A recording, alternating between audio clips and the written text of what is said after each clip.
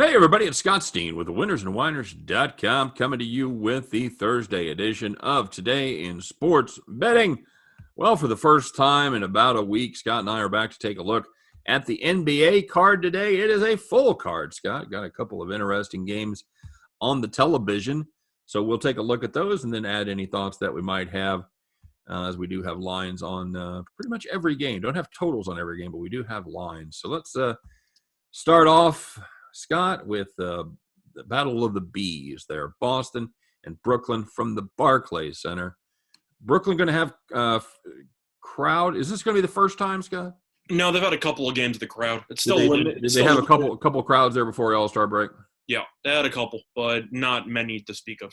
Right. Brooklyn is opened up 3.5. Money coming in already on Boston, Scott. Number down to 2.5 in many spots. 234 opened up. Now it's 234.5. Who you got here? Well, it's worth mentioning that Marcus Smart is expected to return for Boston, which is a huge boost to that team. Having said that, he hasn't played in over a month. He'll probably play, like 18 minutes? Yeah, because they probably didn't work him out a lot over the All-Star break, so. And so like 24 maybe. Tops. Well, I'm just saying they didn't give him any chance to get his win back over the last week at practice. Yeah.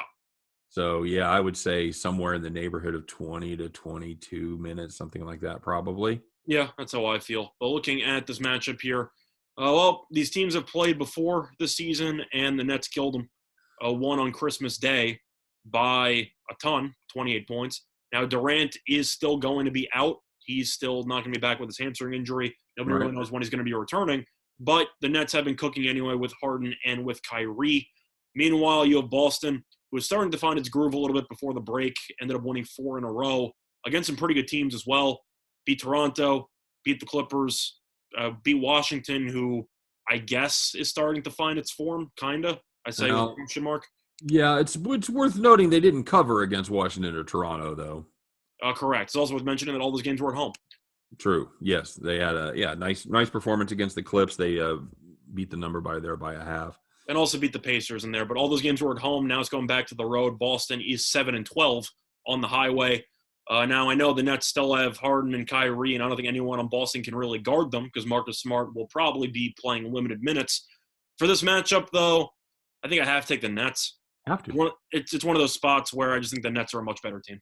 Well, and the Nets, talk about recent form. Nets have been playing very good basketball. They've won 10 of their last 11, and they've covered 10 of their last 11. That's the thing I like about this Brooklyn team. When they win, they cover. You don't have to. They don't jack around. They go ahead and take care of business. They've had double-digit victories in 3 of their last 4. They did have a slip against Dallas, but you know what? Kyrie had the day off there. So. Yeah, that was a day of rest for Kyrie. Mm-hmm. Yeah, without Marcus Smart at his full potential here, I'll take the Brooklyn Nets to cover the number there. I don't know. I don't understand the early move, Scott. That's generally speaking, that's usually pretty sharp money coming in here quickly, and it's driven that down a whole point. There's a lot of Boston money coming in. I think it has to do with Smart, but I think people might not be factoring in how many minutes he's actually going to play. So you're saying that's a smart money move? That's what I'm saying. That's what I'm saying. Very good. Mm-hmm. Any thoughts on the total? If I had to play it, I'd probably take the over. It's the Nets we're talking about. I know they played better defense, but Boston's offense, I don't think anyone on the Nets can guard Tatum or Brown. I don't think anyone on the Celtics can guard Kyrie or Harden. So I expect points. It's a little more potent Boston offense than we've been used to in years past, and the defense has been the main issue this season. Yeah, they've kind of flipped. They've given up substantial points over their stretch there over the last 6 or so, and the Nets are always a threat to put up 125 plus. Mm-hmm. So yeah, I like the Nets a lot better, and I like a total. Yeah, it's just hard to play a Nets under any circumstances, but it's not hard to play the Nets. I'll take them to cover the number. Mm-hmm. And then our nightcap, Scott, we got a late game there, and that's going to be between the Warriors, and it's going to be between the Clippers as well. The number on that one, sorry, I got to flip back. I see Clippers -7. Is that what we've officially got that at? Yeah, I got 7.5 at DraftKings, but Okay. it's the only number I've got up right now. So yeah, 7.5. If I'm playing, I'm taking the points. Gonna take the 7.5 against the Clips. I can't trust the Clippers. Words cannot describe how much I just don't trust this team. I know that this team has had some interesting spots because of the fact that it seems like Kawhi and Paul George take turns on when they don't feel like playing. Both of them should be in the lineup because they played in the All-Star game, so I hope for their sake that they're playing. But Golden State has actually hung around against this team. Won by 10 at home in the last meeting, lost by 7 in the first meeting this season. Golden State, this team can hang around, and I think this team can play good enough defense to keep pace with the Clippers. They're going to win the game? Probably not. But I do think that the Clippers will win this game probably by like 4 points. And the Clippers' late in games in crunch time are awful.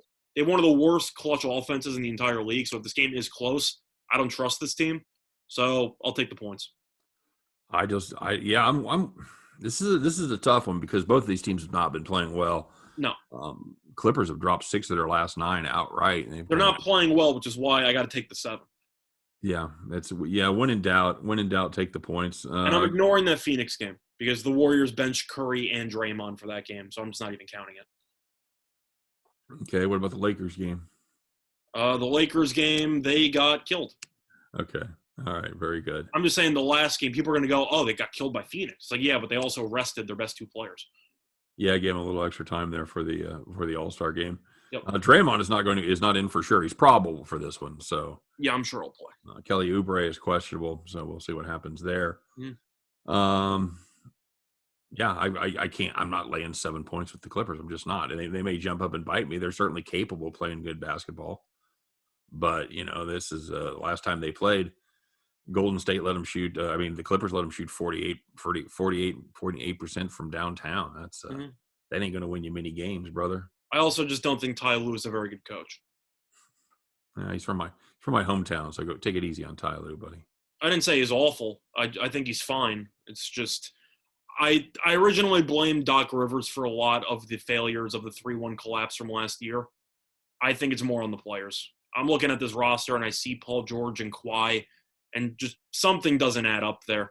Just something seems off. Don't you think so? Yeah, they're certainly not playing the way they were last year. So them too, Morris, even Beverly, just this team tries to sound so confident all the time, but yet they seem to freeze whenever games are close late. I think that's more of a player thing. I know Ty Lue's not doing a great job, if you want to talk about my honest opinion.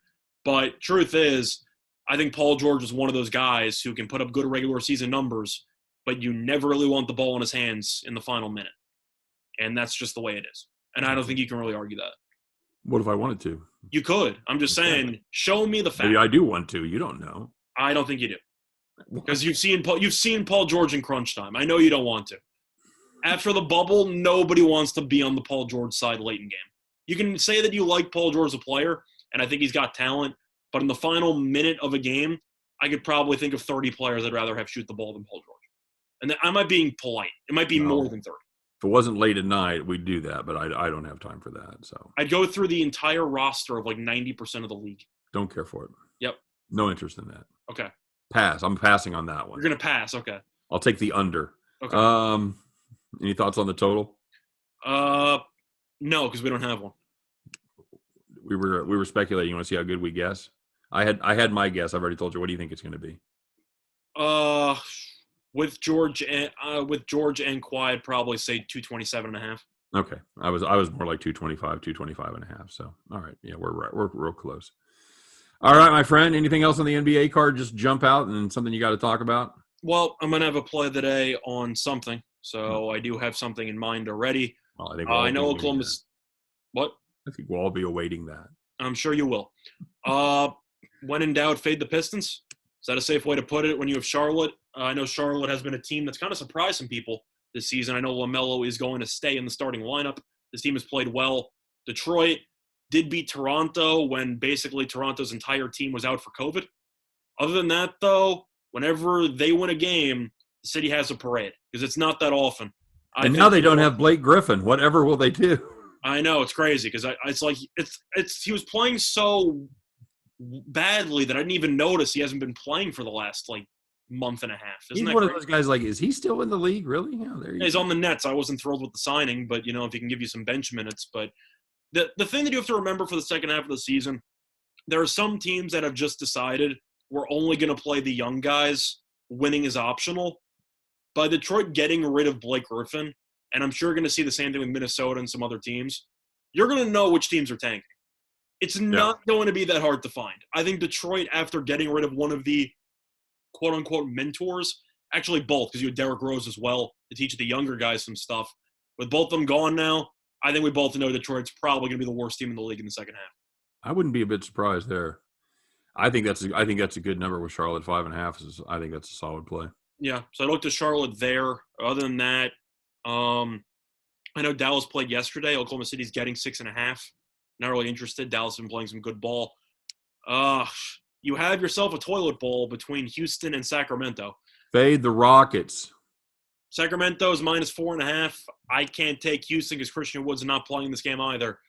But I'm going to watch about maybe a quarter and get bothered at Luke Walton and question everything in my life. So, gobble that up. Throw those 4.5 happily to the Houston Rockets. Oh, Houston's terrible, so I can't really argue that. Terrible. Mm-hmm. Terrible. Give me the Rockets. I mean, give me Sacramento there. Okay. And when in doubt, take the over in the Pelicans game? Yep. When in doubt, take the over in the Pelicans game. Yep, that's pretty much it. It's 250. No, it's 239, Scott. It's south of 240. So there you go. Opened up 238 in a move that should shock no one. It's up a point already. I'm sure we'll close at around 240.5. 240. I was going to go to 241. So yeah, we'll see. Fair enough. All right, my friend. Well, as always, if you're looking for more information on these NBA games or any other NBA games or any other games, hockey, basketball, whatever, make sure you stop by, check out winnersandwhiners.com. Deep dives and predictions into every game every single day, always free. winnersandwhiners.com. Hey, don't forget to like this video. All right, we are in drastic need of approval by everyone that we talk to, so please give us a thumbs up. And of course, don't forget to subscribe to our YouTube channel if you haven't done so already. A pretty darn cool community with a lot of good handicappers out there. So get yourself subscribed to our channel.